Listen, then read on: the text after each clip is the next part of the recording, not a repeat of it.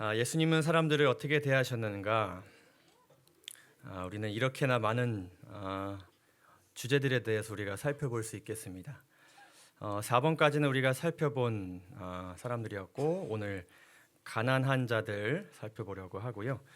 뒤에 내용은 뭐 정해진 건 아니지만 저렇게 여러 가지 종류의 사람들을 예수님께서 그 짧은 공생의 기간 동안 어떻게 대하셨는가 다양하게 우리가 살펴볼 수 있겠습니다.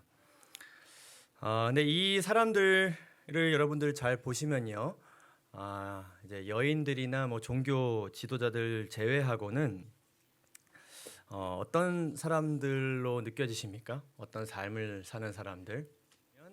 뭔가 우리가 이들에게 해줘야 될 것 같은 그런 마음이 들게 하는 그런 사람들입니다.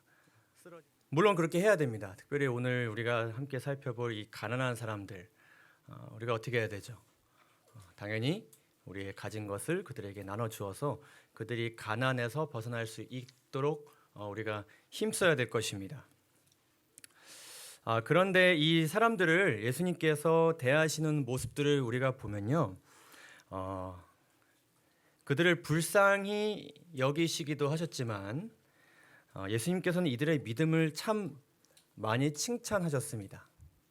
그래서 이 대상을 이렇게 예수님께서 대하고 있는 와중에 그 주변을 둘러싸고 있는 제자들이나 유대인들에게 이들에게 무언가 제공하라는 말씀도 하셨지만은 이들의 믿음에게서 배우라라는 말씀도 굉장히 많이 하셨습니다.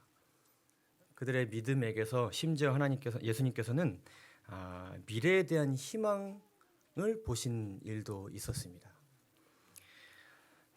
우리가 지난번 설교 시간은 아니고 안식일 오후에 살펴봤던 예수님을 찾아온 이방인들 여러분 혹시 기억하실까요? 명절에 예배하러 올라온 사람 중에 헬라인 몇이 있었는데 그들이 갈릴리 베세다 사람 빌립에게 가서 청하여 이르되 선생이여 우리가 예수를 배웁고자 한다. 예수를 직접 만나서 예수님께 뭔가 질문을 하고 답을 듣기 위해서 그들이 찾아왔었습니다. 근데 이들의 그 다가옴을 보신 예수님께서 뭐라 그러셨냐면은 예수께서 대답하여 이르시되 인자가 영광을 얻을 때가 왔도다라고 말씀하셨습니다. 예수님께서 이렇게 말씀하신 데는 어떤 의미가 담겨져 있었나요? 이들이 찾아온 이유는 이랬습니다. 헬라인들은 그리스도께서 예루살렘에 승리의 입성을 하셨다는 말을 들었다. 그러니까 예수님에 대한 이야기를 그들이 들었던 것이죠. 근데 어떤 사람들은 그분이 성전에서 제사장들과 관원들을 쫓아내셨고 더욱이 그분은 다윗의 보좌를 취하셔서 이스라엘의 왕으로 다스릴 것이라고 생각하고 그 소문을 퍼뜨렸고 이 소문을 이 이방인들이 듣고 예수님을 찾아왔습니다. 근데 이 소문에는 맞는 것도 있었지만 틀린 내용도 있었습니다. 예수님의 행동에 대한 해석이 맞는 것도 있었지만 틀린 것도 있었습니다. 그럴 때 대다수의 사람들은 그냥 이 소문을 믿었죠. 그렇구나.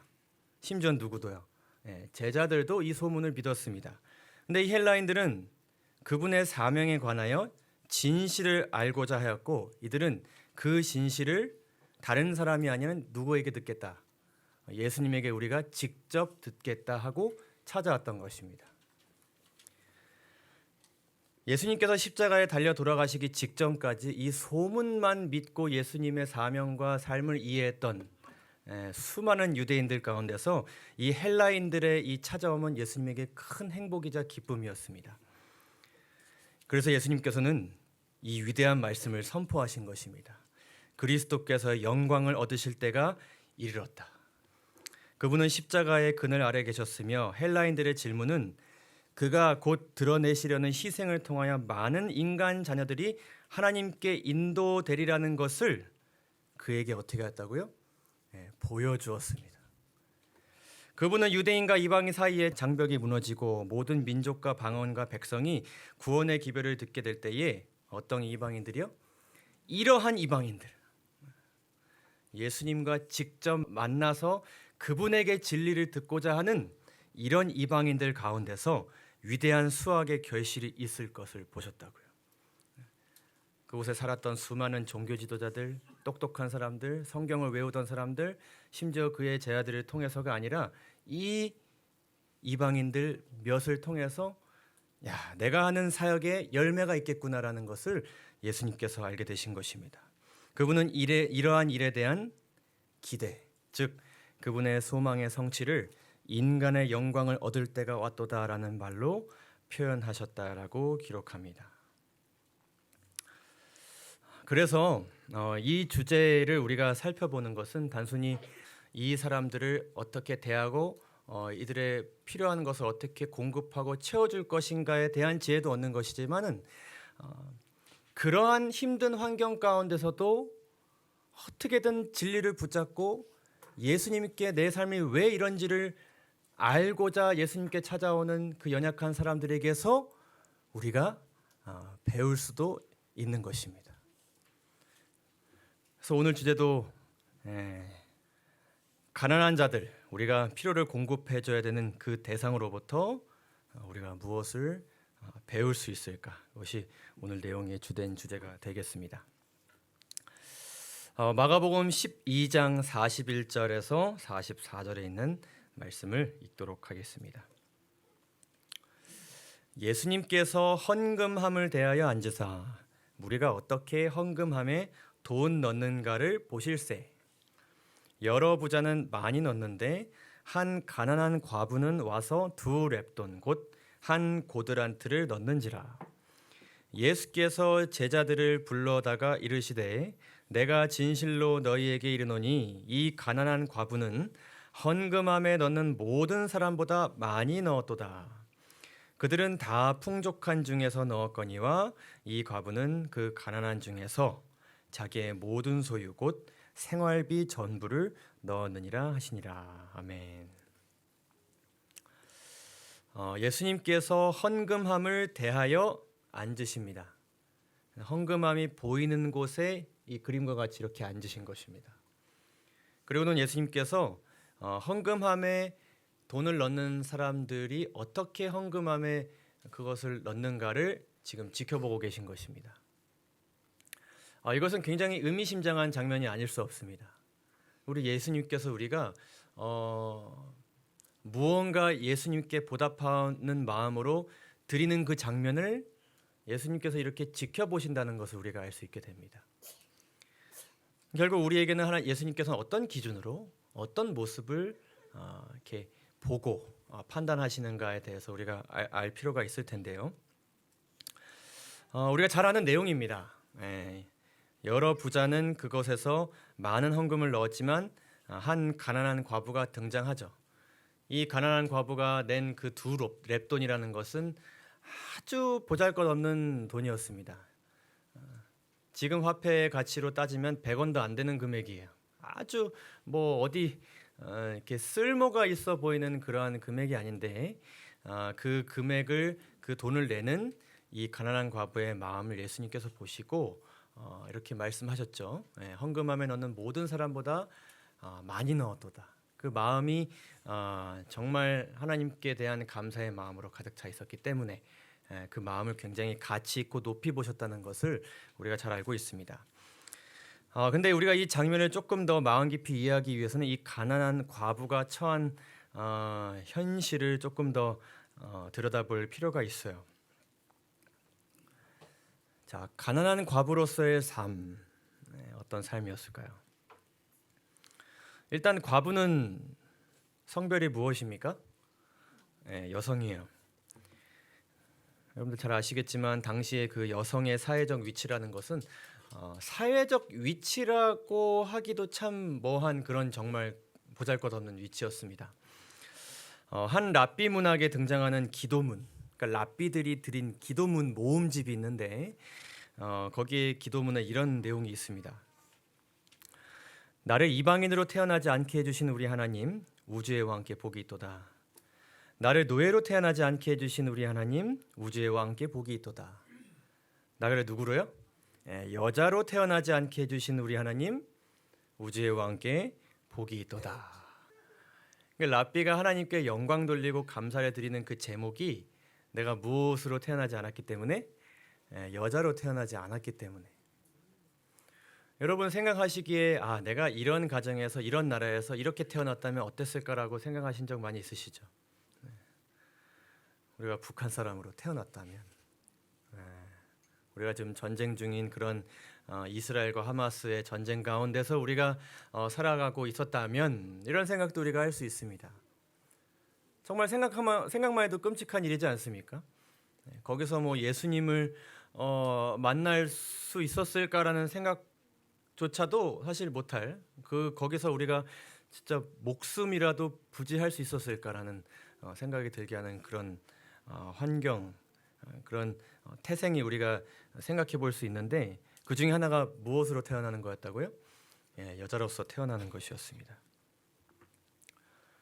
그러니까 이미 뭐 가난하고 과부고 이런 걸 떠나서 그냥 여자로 태어나는 것만으로도 사는 것이 이미 남성과 동일하게 살아갈 수 없게 된 것입니다. 그게 정해진 거예요.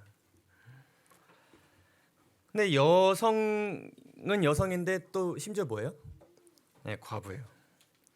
근데 과부는 이제 누가 없는 것입니까? 남편이 없는 것이죠. 심지어 뭐도 없는 것이냐면 이제 어떤 장성한 아들도 없는 것입니다. 그리고 이제 고대 유대 사회를 보게 되면 이제 친척 중에서 이 가문의 대를 잇기 위해서 친척의 이제 다른 어떤 남자와 이제 결혼할 수 있는 그런 제도가 있는데, 그럴 수 있는 대상도 없는 겁니다. 그래서 이 과부의 위치에 제일 중요한 그 큰 문제점은 무엇인가 하면은, 과부의 삶에 있어서 재정적 뒷받침을 해줄 수 있는 사람이 없습니다. 왜냐하면 이 여성은 남자가 할 수 있는 일을 할 수가 없기 때문입니다. 그러니까 그럼 당연히 남자가 벌 수 있는 만큼 벌 수가 없는 것이죠. 똑같이 일해도 거의 뭐 몇 배가 아니라 몇십 배, 몇백 배가 차이가 날 정도로 아주 가난하게 살 수밖에 없는 것이죠. 심지어는 법적 보호자가 되어줄 수 있고 후원자가 되어줄 수 있는 사람이 없는 상태입니다. 암담하죠. 그래서 이 가난이라는 것은 과부에게는 매우 필연적인 형편이었습니다. 그냥 그렇게 될 수밖에 없는 것입니다. 혹 남편이 뭐 남긴 것이 많이 있다 그러면 모르겠는데, 그렇지 않고서는 이 과부로서 살아가는 것은 그냥 힘든 것입니다. 당시에 많은 여성들이 돈을 벌기 위해, 그저 먹고 살기 위해서 할 수 있었던 일 중에 하나가 무엇이냐면은 몸을 파는 것이었습니다. 그러니까 살기 위한 어쩔 수 없는 선택, 그런 것을 하는 것이 많았습니다. 노예로 들어가고 싶어도 건장하고 힘센 남자 노예를 원하지 여성 노예를 얼마나 원했겠습니까? 근데 이 가난한 과부가 이래서만 힘든 것이 아니었습니다. 우리가 이 말씀 바로 전 말씀 내용을 보게 되면 예수님께서 긴 말씀 가운데 이 서기관들, 특별히 이제 종교 지도자들에 대한 매우 강력한 이제 지적을 하시는 내용들이 나오는데, 바로 전 내용을 보게 되면 이렇게 기록해요. 예수께서 가르치실 때에 이르시되 긴 옷을 입고 다니는 것. 그들이 이렇게 긴 이제 바닥을 질질 끌고 다니는 그런 옷을 입고 다녔거든요. 항상 이렇게 다녔습니다. 아주 무겁고 아주 화려하고 무늬가 많고 겹겹이 쌓여진 그런 옷을 이렇게 치장하고 다녔습니다. 그러니까 남들에게 더 자신의 어떤 위세를 보이기 위한 그런 옷차림이었죠. 시장에서 문안받는 것. 이들은 사람이 많이 모이는 곳에 가기를 좋아했습니다. 가면 뭘 받을 수 있냐면 인사를 받을 수 있습니다. 사람들은 이들에게 나름 잘 보여야 하니까 이들에게 막 뭐 없지만 아침에 만든 따끈따끈한 음식이나 이런 것들 막 주면서 이렇게 점수를 달라 그랬습니다. 그리고 이들은 이걸 되게 즐겼고요. 회당의 높은 자리와 잔치의 윗자리를 원하는 서기관들을 삼가라. 그들은 누구의 가산을 삼킨다고요? 과부의 가산을 삼키고 살아갔습니다. 외식으로 길게 기도한다. 아주 사람들 앞에서 내가 아주 영적이라는 것을 보여주기 위해서 그럴듯한 표현들과 장황한 말 표현들을 사용하여서 길게 기도하였는데 그들이 받을 판결이 더욱 중할 것이다라고 예수님께서 말씀하십니다. 심판받을 일을 한다는 것이죠. 그럼 결국 이 가난한 과부는 안 그래도 가난하고 힘들고 외로운데 그나마 가지고 있던 것들도 당시의 지도자들에게 빼앗긴 것입니다. 시대소망은 또 이렇게 기록합니다. 그들은 어떤 과부들의 신임을 얻으려고 했다고요? 경건한 과부들의 신임을 얻었다고 기록합니다. 그 과부들 중에서도 그럼에도 불구하고 하나님을 의지하고 살아가고자 하는 그런 경건한 과부들에게 접근해서 신임을 얻으려고 합니다. 그런 다음에 이 과부들이 저희 재산을 종교적 목적을 위하여 바치는 것이 그들의 의무인 것처럼 이야기했습니다. 그렇게 얘기하면 이 경건한 과부들은 또 뭐 할 거기 때문에 그나마 없는 것도 바칠 것이기 때문에 이걸 이용했어요. 마치 로마 카톨릭 교회가 사치스러운 그 웅장한 건물들을 짓기 위해서 면죄부를 팔았던 거랑 똑같은 것을 이들이 한 것입니다. 그 당시에 예수님 하나님께 충실하게 순종하려고 했던 이 경건한 과부들은 이 사기 행각에 넘어간 것이죠. 그들은 이 과부들의 돈을 장악하게 되자 교활한 음모자들은 이 돈을 그들 자신의 이익을 위하여 사용하였다. 그러니까 그들을 치장했던 그 모든 옷들, 화려한 앞마당, 인테리어, 장신구들, 그 모든 것들은 다 누구에게서 온 거예요? 여러분들이라면 이 삶이 어떻게 받아들여지시겠습니까? 제가 여기 진리불교에 오기 직전에 동원 훈련을 가야 했었습니다. 동원 훈련 이제 소집 통지서가 왔는데 제가 그때 이제 여기 임시 전도사를 오기 전에 알바를 하면서 좀 정신 없다가 이 동원 훈련 가는 날짜를 제가 까먹은 것입니다. 그래서 아차 싶어서 통지서를 열어봤더니 오늘 아침에 들어갔어야 되는 것이었어요. 그래가지고 뭐 그럴 수 있겠거니 하고 이제 연락을 했는데 다음은 없고 대신 벌금이 좀 부과될 것입니다 하더라고요. 그래서 얼마나 부과되려나 해가지고 기다렸는데 70만 원이 부과돼가지고 제가 당시에 120만 원 벌었는데 11금 다 떼고 뭐 헌금 떼고 제가 뭐 먹는 것 떼고 나머지를 전부 다 국가에 헌납을 했습니다. 근데 누가 잘못해서 제가 낸 겁니까? 제가 잘못해서 낸 겁니다. 뭐 누구 탓을 하겠습니까? 원래 있던 법이고 저 때문에 바뀐 법도 아니고요. 근데 제가 잘못해서 낸 것인데 그래도 좀 너무 너무하다는 생각이 들더라고요. 제가 잘못한 것인데 너무 억울하고요. 국가가 밉고 그냥 나 다음부터 그냥 다 가지 말아버릴까라는 그런 반항심이 생기더라고요. 우리 모두가 죄인이잖아요. 죄인으로 살아가고 우리 삶 가운데 벌어진 일들이 죄 때문에 벌어진지를 우리는 알고 내가 죄인이어서 벌어진지를 압니다. 내가 부족해서 벌어진 것 다 인정하고 살아갑니다. 그러나 때로는 아무리 그래도라는 생각을 우리가 하게 되죠. 내가 죄인이어서 지금 이 형편이 그럴 수밖에 없다는 것을 우리 받아들이지만은 그래도 이것은 너무하신 것 아닌가라는 생각이 들 수 있어요. 심지어는 우리가 이 과부들처럼 경건하게 살아갈 때 그 실망감은 더 클 수 있습니다.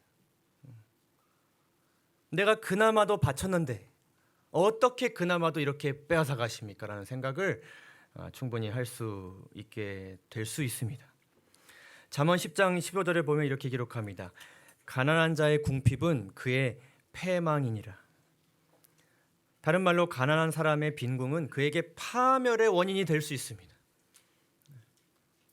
그러니까 우리가 이 과부들과 같은 어떤 그 가난함에 처하지는 않을지라도 뭔가 많이 가지고 있었다가 한 번에 이것들이 내 수중에서 없어지게 되는 경험들, 우리가 돈뿐만 아니더라도 우리가 많은 것을 소유하고 있다가 누군가에 의해, 사회의 흐름에 의해, 예상치 못한 어떤 사고에 의해 그 내가 소중하게 여기고 내 수중에 있다고 생각하는 것들을 다 잃어버리게 될 때에 그것은 우리에게 있어서 파멸의 원인이 될 수 있는 것이죠.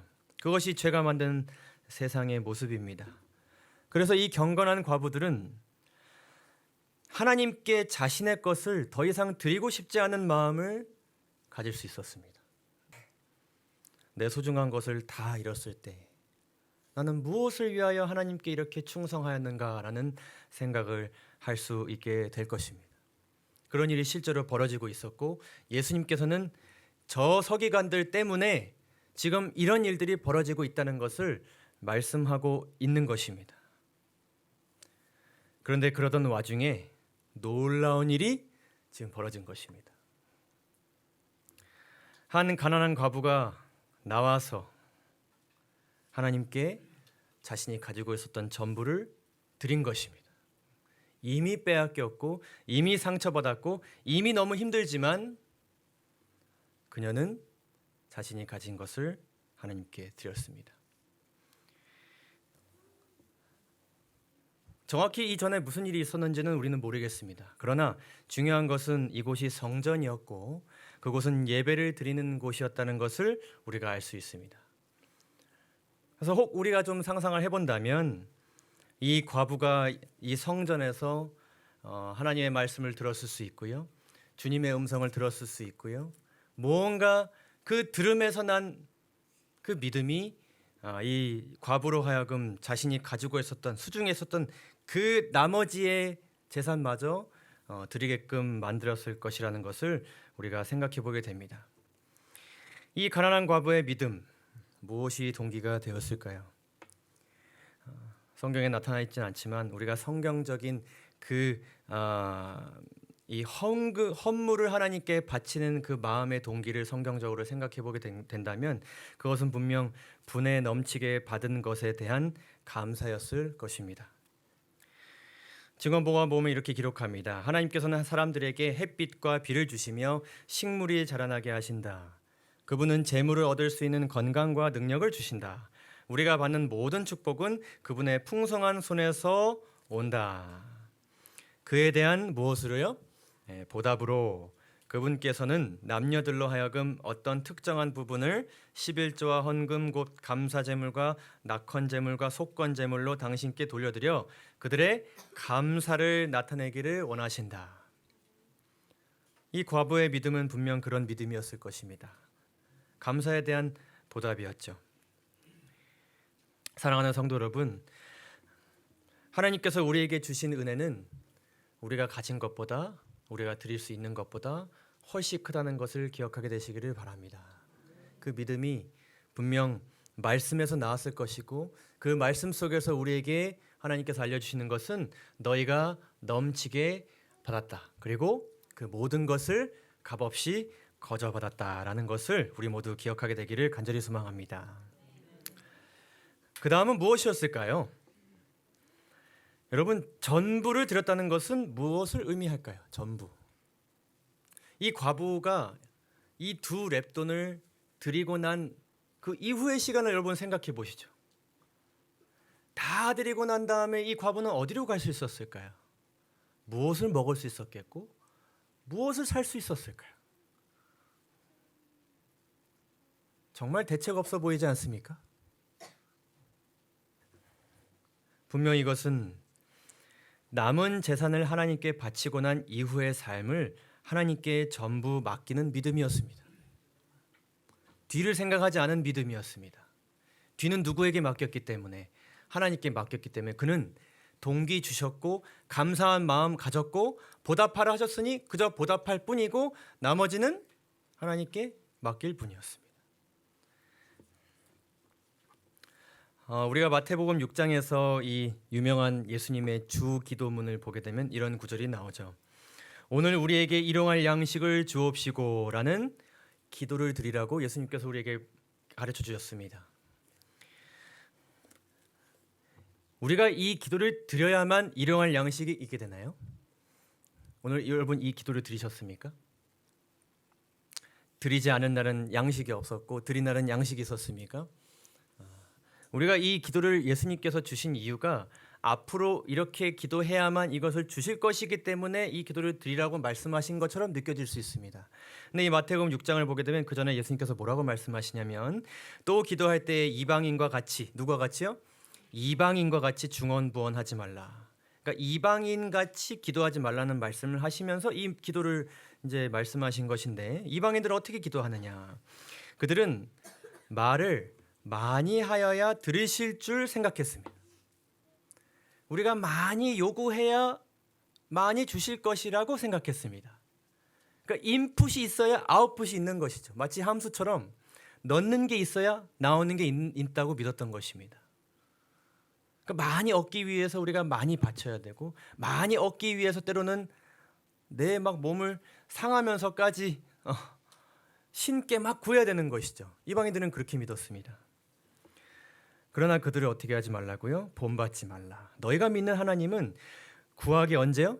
전에 너희에게 있어야 할 것을 아시는 분이십니다. 그러니까 이 일용할 양식을 주옵시고라는 이 기도는 주님께서 주셔야만 우리가 있을 수 있습니다 라는 고백과 동시에 이미 그것을 뭐한 것으로 받아들이는 거예요. 이미 받은 것으로 드리는 일종의 감사의 기도예요. 그게 이방인의 기도와 그리스도인의 기도의 차이인 것이죠. 그리고 나서 이 기도문 다음에 이어서 이렇게 말씀하시기를 그러므로 염려하여 이르기를 무엇을 먹을까 무엇을 마실까 무엇을 입을까 하지 말라. 이것을 염려하는 이유가 무엇일까요? 우리가 무엇을 먹을 것을 구해야 주실 분이시고 무엇을 마실 것을 구해야 주실 분이시고 입을 것을 구해야 주실 하나님이시라면 염려가 될 것입니다. 근데 이는 다 이방인들이 구하는 것이라 너희 하늘 아버지께서 이 모든 것이 너희에게 있어야 할 줄을 이미 아시는 분이시고 이미 제공하고 계신 분이신 것입니다. 사랑하는 성도 여러분, 우리가 그동안 일용할 양식을 주시옵고라는 기도를 드리지 않음에도 불구하고 모든 것이 제공됨에 감사하게 되기를 간절히 바랍니다. 이미 우리는 제공받고 있고 주님의 은혜 가운데서 살아가고 있습니다. 앞으로도 그러할 것이고 하나님께서 염려하지 않는 자들에게 더 풍성히 내어주실 것을 우리 모두 믿게 되기를 간절히 소망합니다. 이 과부의 믿음은 이런 믿음이었습니다. 여기 어떤 믿음이었다고요? 어떤 정신과 어떤 믿음이요? 이기심이 없고 어린아이와 같은 믿음이었다. 이렇게 이야기합니다. 과부의 드린 그 믿음의 그 가치는 동전으로의 가치로서 매겨진 것이 아니라 그와 같은 행동을 하게 한 하나님께 대한 사랑과 하나님의 사업에 대한 관심으로 말미암아 평가되었습니다. 믿음과 사랑이 있는 마음이 가장 값진 예물보다 하나님께는 더욱 귀중하다는 것을 다시 한번 기억하게 되기를 간절히 소망합니다. 심지어 이 믿음이 가치 있었던 것은 정말 거저 받았으니 거저 드린 믿음이었기 때문이었습니다. 여러분 생각해 보세요. 그들이 드린 헌금, 이 과부가 드린 헌금이 결국엔 누구를 위해 쓰여질 가능성이 높았을 것 같으십니까? 이 당시 상황을 봤을 때요. 아주 선한 일과 정말 하나님의 선교를 위해서 이 돈이 사용되었을까요? 사람들이 가진 것도 빼앗아가는 이 시대 상황 가운데서 이들이 낸 헌금은 사실상 그들의 배를 더 채우기 위해 사용될 가능성이 매우 높아 보였습니다. 그래서 이 시대소망 기록을 보게 되면 많은 사람들은 내가 그 두 랩돈마저 드렸어 라고 얘기한다면 주변에서 이렇게 얘기했을 거예요. 많은 사람들은 그의 적은 돈을 보관하여 자신을 위해 쓰도록 충고했을 것인데 그 이유는 살찐 제사장들의 손에 그것이 들어갈 것이 자명해 보였기 때문이었어요. 또 이에 대한 시험이 우리 가운데도 있지 않습니까? 내가 정말 열심히 하나님의 사업과 그분의 영광을 위해서 열심히 벌었고 또 하나님께서 주신 이 은혜에 감사하는 마음으로 우리가 정말 교회에 그리고 선한 일에 이 가진 것을 바치는데 과연 이것이 정말 내가 생각하는 대로 그리고 하나님께서 원하시는 대로 잘 사용될까에 대한 생각을 저도 가진 적이 참 많습니다.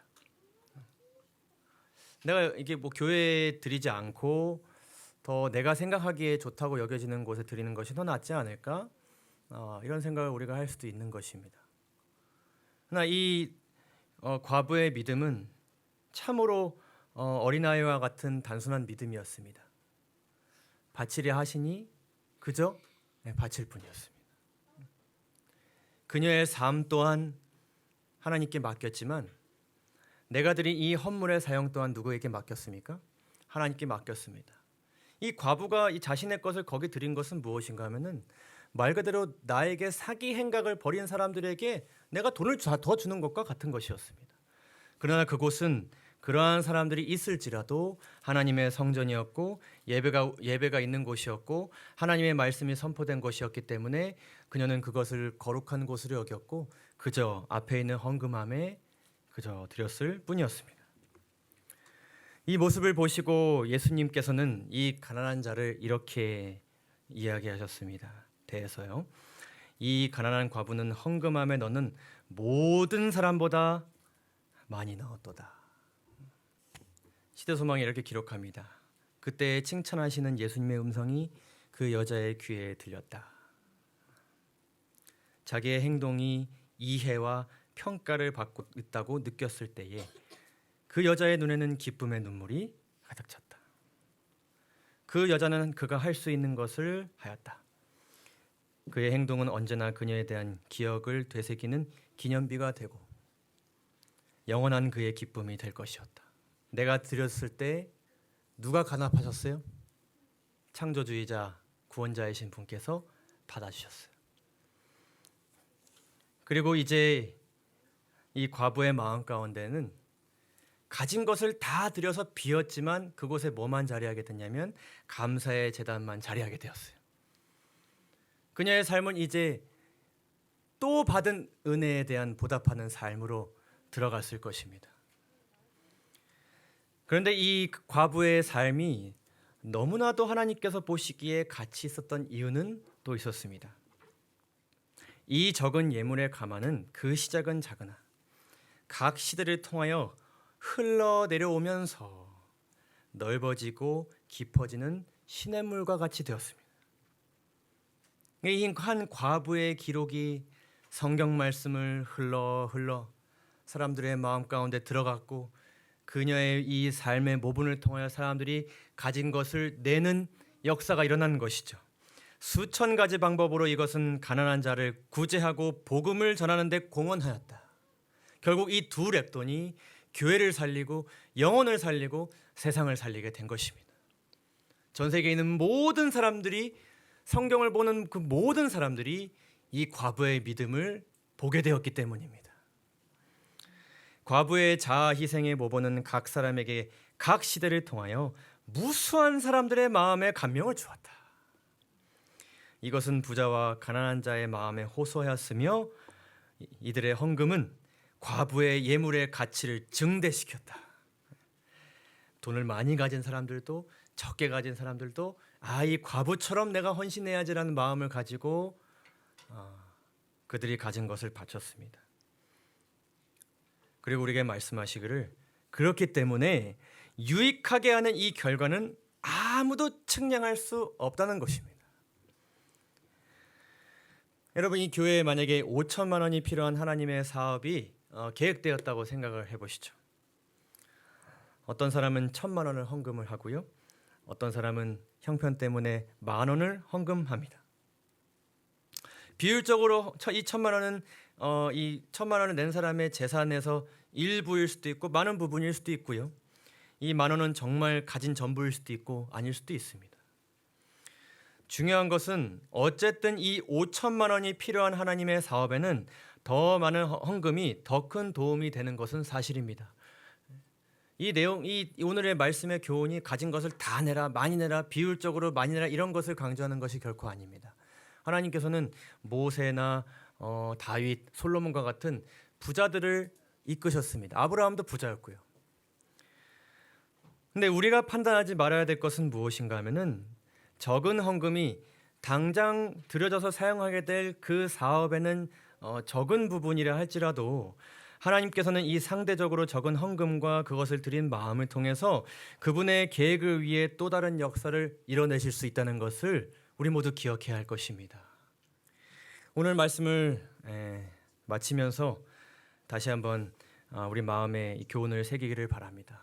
하나님께서는 우리의 마음을 보시고 그 마음이 하나님께 대한 믿음으로 인하여 드려진 것이라면 그것을 가치 있게 보신다라는 것을 여러분 꼭 기억하게 되시기를 바랍니다. 우리는 살아가면서 이 마지막 때에 많은 것을 이룰 수 있고 또 전부를 잃을 수 있습니다. 더 많은 선교 사역, 더 큰 선교 사역을 우리가 해야 될 때 우리가 가진 것이 지금보다 너무 없어서 절망할 때가 분명히 이르게 될 것입니다. 그리고 개인과 개인의 형편이 더 좋아지면 좋겠지만 예상치 못한 일들이 분명히 발생할 수 있습니다. 그럴 때마다 이 많은 것을 해야 되는 데 있어서 가진 것은 적고 이것을 드리는 것이 과연 무슨 의미가 있을까 할 때에 여러분 이 말씀을 꼭 기억해야 되기를 간절히 바랍니다. 하나님께서는 이 작은 헌신을 통해서도 전 세계의 사람들을 하나님께로 이끌 수 있을 만한 능력을 가지고 계신 분이시라는 것을 우리 모두 기억하게 되시기를 간절히 소망합니다. 한 이야기를 드리고 마치도록 하겠습니다.